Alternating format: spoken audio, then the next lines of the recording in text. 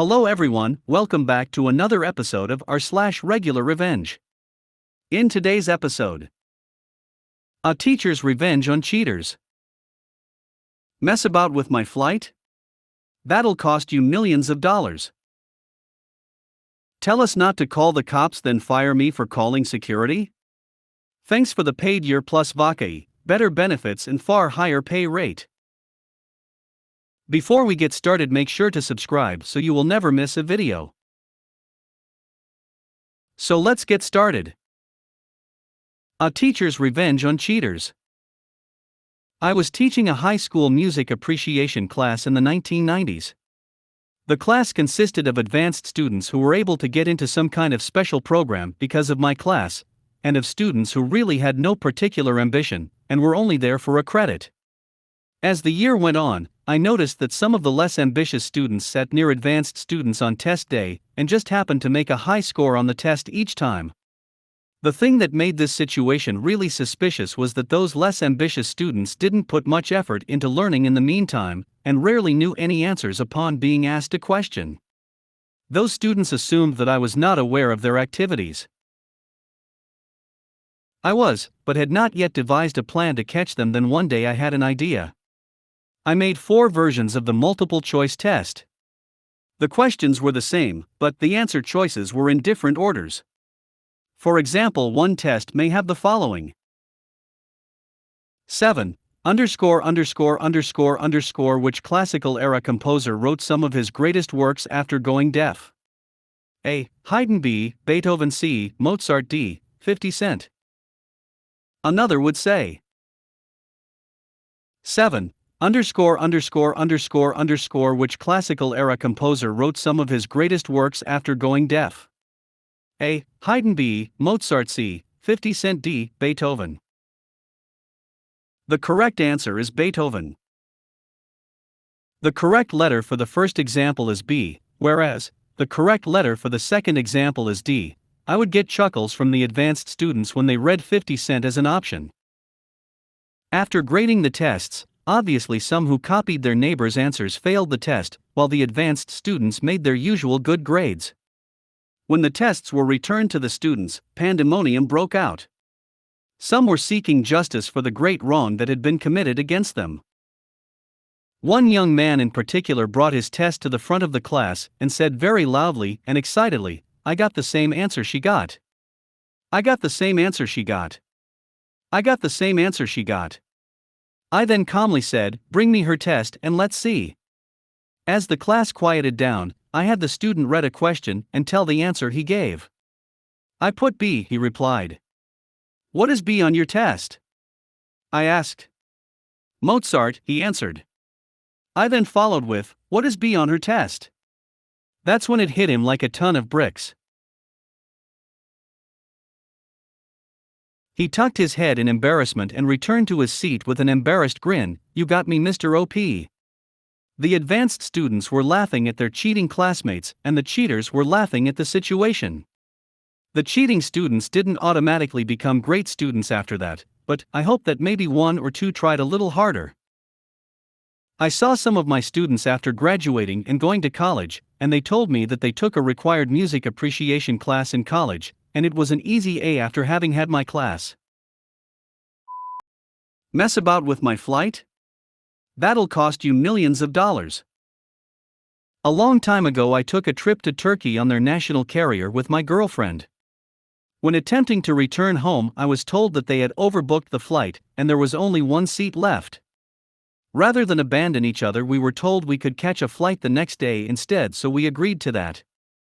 We were both a bit annoyed as we were due to work the next day, and our employer was not pleased that we wouldn't be returning as agreed, but these things happen, so we made the most of it.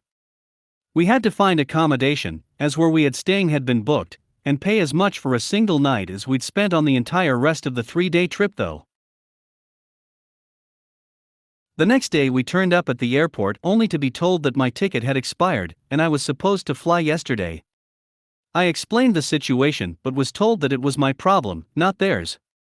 In the end I had to buy another ticket, which cost me more than the entire rest of the trip including the extra day's overnight stay. I was livid and the uncaring attitude of the staff really rubbed me the wrong way. So when I arrived back at work, I decided to make some changes.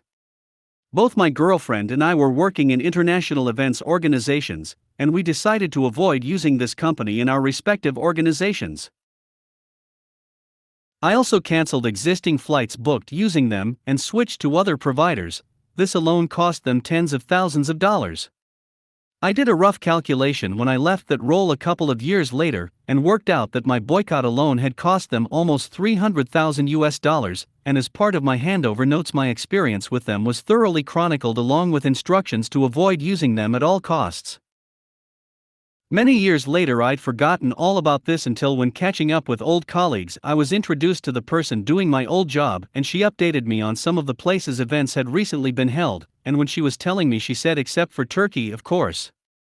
Apparently, even after I'd left and several replacements had been in post, this instruction was still part of the handover notes. I told her that I was the guy who had put that in the notes and why, and she said that it was the perfect petty revenge. I posted this there and in RegularRevenge, but have had it suggested in that thread that it belongs here instead. This whole business has cost them millions of dollars by now, and I've no idea if my long-since ex still did the same for her place of work, which might mean millions more. Either way, it is something they'd never know unless they read this. Tell us not to call the cops, then fire me for calling security? Thanks for the paid year plus vacai, better benefits and far higher pay rate. So this happened almost X years ago, and it just now came to full fruition. I'm omitting and or changing some info, especially stuff that could link me to the businesses involved, but the main story and eventual revenge will remain intact, albeit changed a little bit. The entities and or people involved. 1. Abe, larger store. 2. B, franchise inside Abe. 3. D, problematic employee of B. 4. C, coworker. Rewind almost X years ago. I'm still employed at B's within another larger, more successful store, Abe, and almost at my 7-year mark with 0 disciplinary marks or unexcused absences, etc., etc. I was pretty well known in the larger store's management and would often resolve issues that stemmed from B being within their store that our current management would fail at or ignore. The work environment grew over my employment at B's to be toxic due to little oversight or follow through from an overworked management team. It was the standard sh*t a lot of places do, try to dish more responsibilities off to hard workers with promises and or low pay increases, while the crap of the lot got away with w/e. Unless you flat out stole, you could F off for most of your shift while the few loyal others worked, and while still getting paid with little to no consequences. Well, this grew to a head, and one day a new employee D, who was hardly ever sober when clocked in, caused a scene which resulted in me intervening, which resulted in them physically threatening me numerous times in a very aggressive manner, all on video BTW. So, a coworker, C, while witnessing this, called management of B, who flat out told them to not call police despite there being threats of violence, but rather call security within Abe. Highly illegal in my parts, but we will get to that later. So I called security. This whole ordeal resulted in Abe's head of security watching the video, and then immediately calling police and searching for D to eject from them from the store and or possibly arrest, completely circumventing B's management. Well, turns out D already fled, so they couldn't eject them from the store, question, or even get their side of the story. Abe thanked me for my cooperation with statements, info, etc. I then called my management at B's and informed them of what happened, gave them a real peace of my mind pertaining to the toxic environment, no cussing, and then told them I would be clocking out for the rest of my shift due to distress caused by their continued negligence.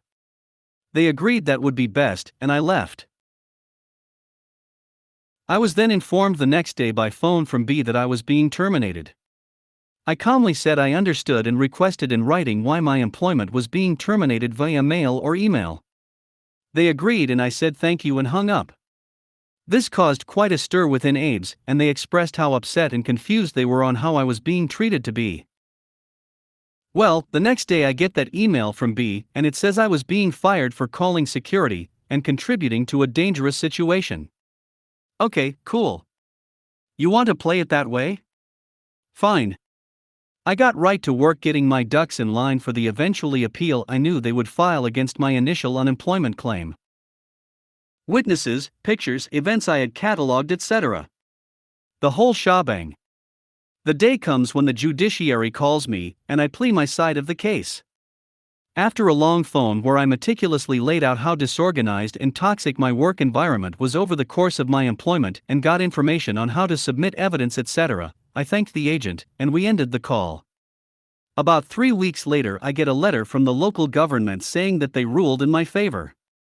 This was incredible but nerve-wracking to say the least.